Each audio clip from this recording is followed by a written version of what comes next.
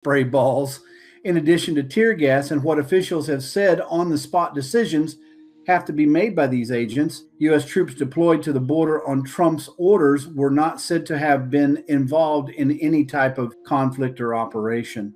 So obviously it's ongoing, and we don't know if there's another 2,000 or 3,000 coming, but it's obviously under control or operation of someone, some nonprofit entity, whoever it might be. So Mickey Robinson, thank you for coming to the chat. This republic belongs to we the people, the patriots, and we don't want an invasion. That's what it really is. It's Viva la Raza, ladies and gentlemen. I mean, I've seen some of those videos in California where they're having these little functions and meetings, and they're constantly saying that Viva la Raza, which obviously means for the Hispanic community that if they can't defeat us from the outside, they will defeat us from within by numbers. And that sounds very familiar to me, and that's exactly what this agenda seems to be. But as I said before, ladies and gentlemen, statistics aren't going to lie, and I can show you, if you request them, that the Chinese are actually invading this country more than any other ethnicity on this planet. And it's not just the Hispanics from other countries like Central America countries or Mexico itself. So definitely it's a big problem. Karen Kennedy, thank you for coming to the chat. They probably haven't had time to set those thousands of tents up yet. Germany is even worse off. They have about 1 million rushing their border. Of course, if you let it go, it's going to go crazy at some point. And obviously, we've got a bigger border to contend with than Germany, and they've got over 1 million people rushing their border. I mean, come on, because they're too nice and they're not putting their military where they need it to be. And they know that they can probably just enter without too much conflict. I definitely think President Trump is doing the right thing. What is your take on that? Is President Trump doing enough, or does he have a lot on his plate and he's trying to deal with one thing at a time? Ron Lafitte, I hope I'm pronouncing that correct, Ron. This is a Democratic ploy to undermine America and the president. Well, of course, it seems like they're constantly trying to undermine him in some way, shape, or form.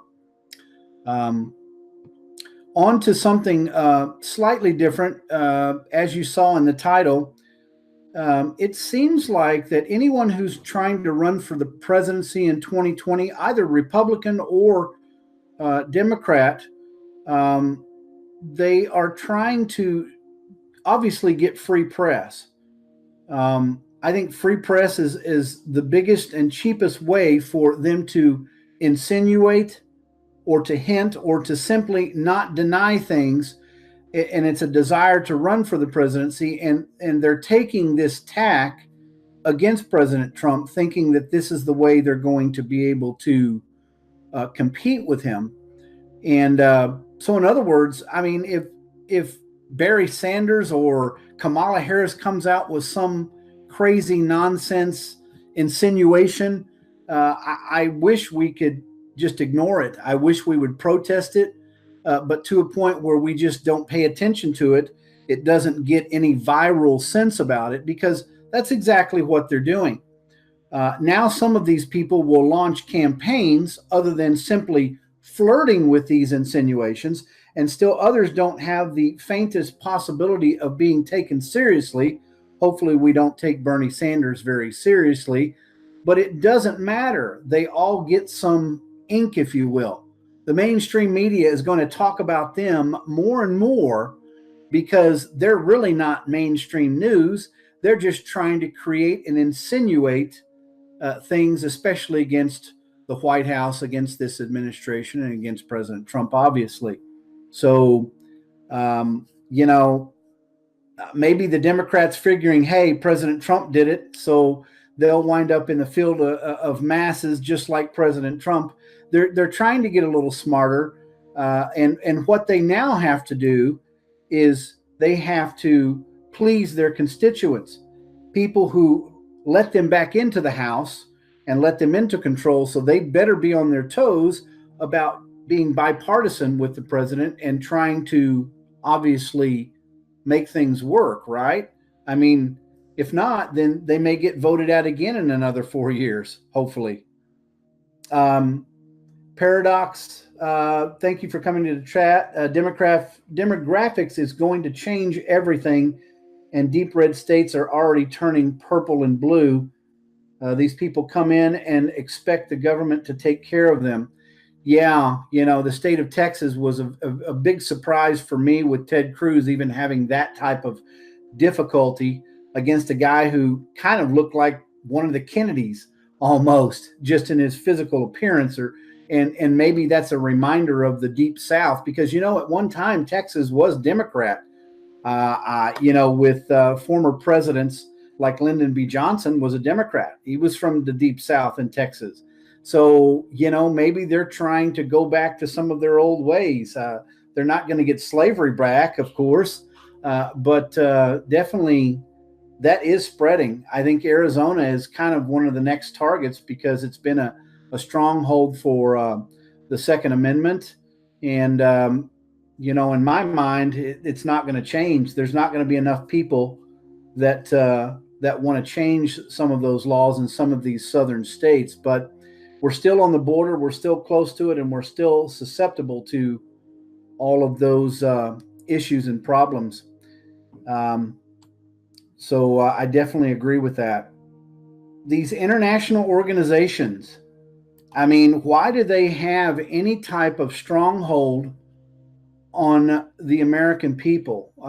I have tried to investigate this. I've tried to look for those type of things, but I think the United Nations has a lot of things under control that we just don't know about. This Agenda 21 situation that I'm still trying to research. In these migrant statements yesterday specifically, they made 5 requests, including to end what they called arbitrary, manipulative, and involuntary deportations. You see, I think President Trump is immediately trying to change the fact that they're not going to be released once they are caught to wait for their court date. They want an accelerated process for applying for asylum in the United States. They want a permanent accommodation for migrants wishing to stay in Mexico to be negotiated by that country's incoming government. They want public release of the identities of deported migrants and human rights accompaniment at all times and during all detention to prevent the violation of migrant human rights. Regardless of how you feel about immigration policy, you should at least agree that we have laws, and we're a nation of laws, and we ought to be able to keep our country safe and make sure that the people that are waiting in line to come into America the legal way are respected as well in this process. That was House Majority Whip Steve Scalise earlier today following a GOP leadership meeting with President Trump at the White House about the recent chaos at the border and the possibility of a government shutdown with the whole package of whether or not there would be wall funding involved in that deal. So President Trump has made it clear in no uncertain terms he wants $5 billion for an expanded wall in order to keep that campaign promise to secure the border. He needs Democrats' help and votes to do so. He told the Washington Post, though, tonight that he is considering Plan B if that doesn't happen, saying this, quote, "There are other potential ways that I can do it. You saw what we did with the military and with the barbed wire and the fencing and various other things." While some are criticizing his decision to send troops to the border and the recent tear gassing of some migrants as they tried to force their way into the United States, his critics also seem to have a bit of selective memory on this issue, according to Britt Hume, our Fox News senior political analyst. Britt, good evening. Great to have you with us. So let's start with that first and then get to the issue of funding the border, because obviously there's been a ton of criticism of how the president's handled this situation, which really shouldn't have come as a surprise to anybody. He's been nothing but clear on his approach to the border. Well, that's certainly correct, Martha. And of course, his near hysteria over this episode at the border over the weekend, where tear gas was used to repel these people who were trying to rush the border in some numbers, was really a remarkable example of what we find all the time with Mr. Trump. Things that are done under his administration are considered outrageous. and violations of human rights and violations of chemical weapons treaties in the eyes of one Hawaiian Democratic Senator Brian Schatz. Although he later took that down, but it turns out, this has been going on for some time. And one specific incident, Martha, was, I guess, November 27th, 2013, when at that very same entrance point at San Ysidro on the Mexican border near San Diego, a group of migrants rushed the border, were repelled with tear gas and pepper balls in the same way that the group was over this weekend, and nobody ever said much of anything about it. I don't remember it even receiving any national attention. It turns out, according to a report in the Washington Times today, that the Obama administration regularly used tear gas to repel migrants attempting to cross the border. So, as we often find out with things that Mr. Trump does, are not so unusual or strange as people would have you believe. Yeah, people are horrified by an equal action and the response to it under different presidents in different ways, it appears. Also, when you look back in history, Richard Nixon closed the border. Reagan also closed the border at one point to thwart the drug trade coming across. And, I don't remember back in those years the kind of outrage and humanitarian concern about the issue to just secure the border based on national security. Martha, it is simply a fact. The president says this all the time, which is if you don't have a border, an effective border, you don't have a country. And that's indisputably true. And his promise to halt the flow of illegal immigrants into this country is a perfectly reasonable thing to promise.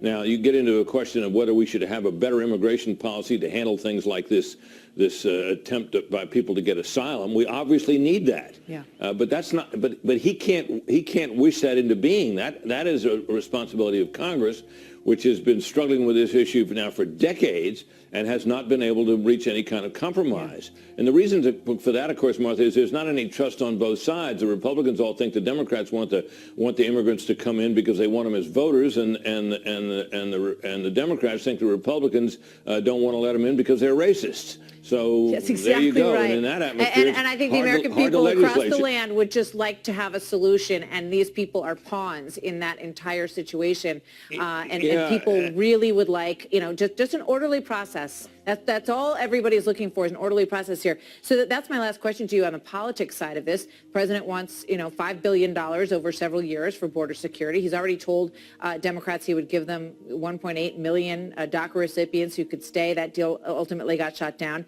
Any hope that he can accomplish anything on this front before the end of the term?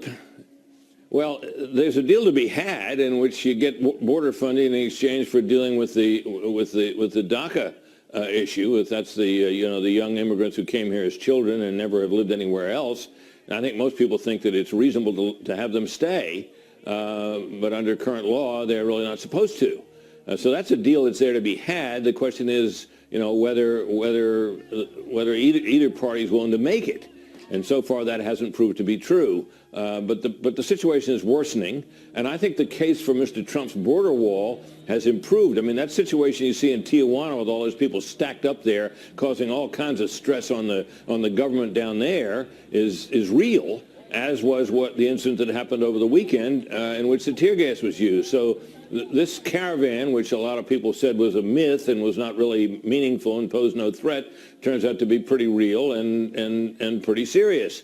So there may be a moment here where everybody kind of wises up, but having seen what I've seen over the last couple of years, I wouldn't bet on it. You would doubt it. All right, Britt, thank you as always. Great to have you with us tonight. Martha. Thank you, sir. Thank you.